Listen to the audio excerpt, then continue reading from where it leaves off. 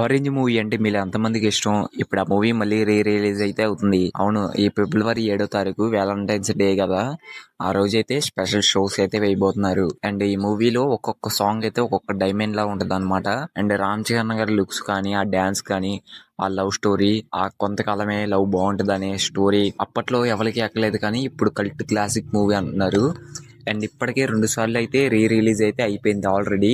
2 సార్లు కూడా మంచి టాక్ తో పాటు మంచి వసూళ్లు కూడా కలెక్ట్ చేసింది.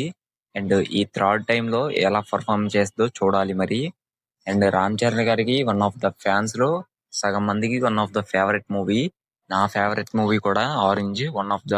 అండ్ మీలో ఎవరన్నా మిస్ అయ్యి ఉంటే 2 టైమ్స్ ఈసారి అయితే తప్పకుండా వెళ్ళిపోండి. ఎందుకంటే మళ్ళీ ఇంకెప్పుడు రిలీజ్ చేస్తారో తెలీదు. ఇప్పటికే 2 సార్లు చేశారు, ఇంకా చేయరు నాకు తెలిసి. ఇదే లాస్ట్ టైం ఇద్దేమో. ఇంకా మిస్ అయిన వాళ్ళు ఎవరైనా ఉంటే తప్పకుండా వెళ్ళండి.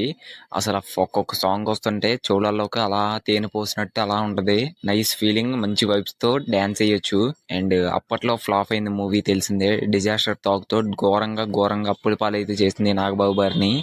అండ్ ఇప్పుడు కల్ట్ క్లాసిక్. ఇదే మూవీ ఇప్పుడు రిలీజ్ అయ్యి ఉంటే 1000 కోట్లు జుజీబీగా కొట్టేసేది.